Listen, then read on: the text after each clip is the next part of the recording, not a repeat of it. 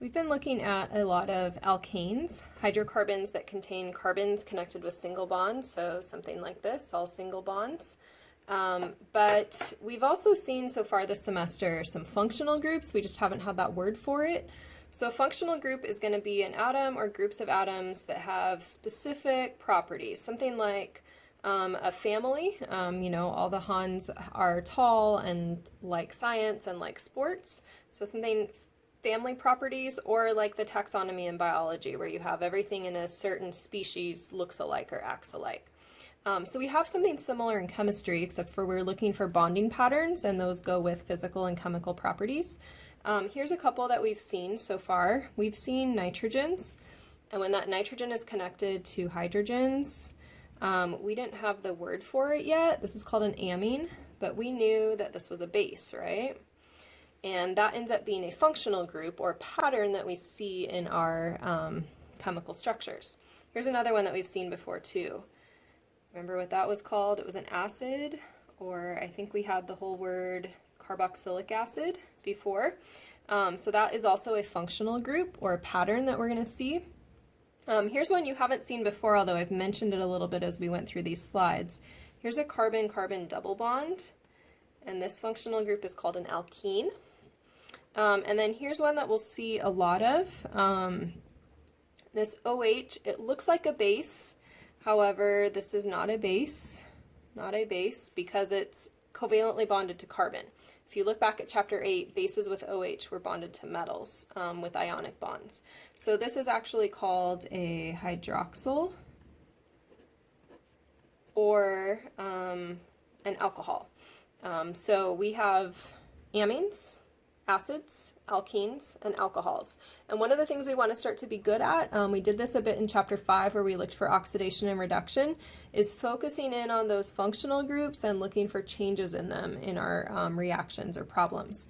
So as we move into our future chapters, each chapter is going to give us a couple of functional groups, and things we want to look for are heteroatoms, meaning it's a different atom, something other than C and H. Or sometimes multiple bonds, meaning like a double bond here or a double bond here.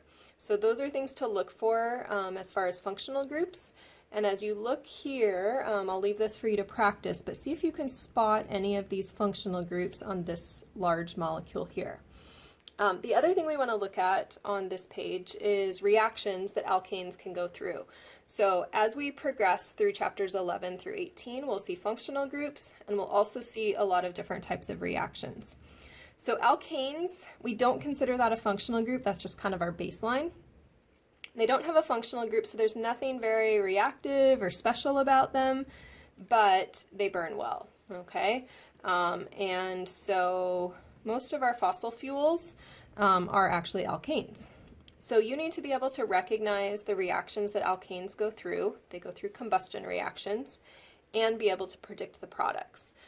For this chapter, you don't have to be able to balance the reaction. You just need to know if I have an alkane, something with C's and lots of H's, combustion is always going to be that fuel plus oxygen. And maybe you remember the products. Products are always going to be carbon dioxide and water and energy. And that's why we burn things, right? Why we burn fossil fuels, so that we can get energy. So looking at the reactions below here, we're going to see another fuel, more oxygen, and we always get the same products of combustion. So carbon dioxide, water, energy. You don't have to balance these. You just want to see those alkanes and predict that we get those same products every time. So fuel plus oxygen, carbon dioxide, water, energy. Here's another fuel and oxygen. I'll leave that for you to fill out. As we look at what we've done here, we looked at these reactions of alkanes. There's only one. We also looked at some of these functional groups. So be able to do the reactions and the functional groups, and you're good.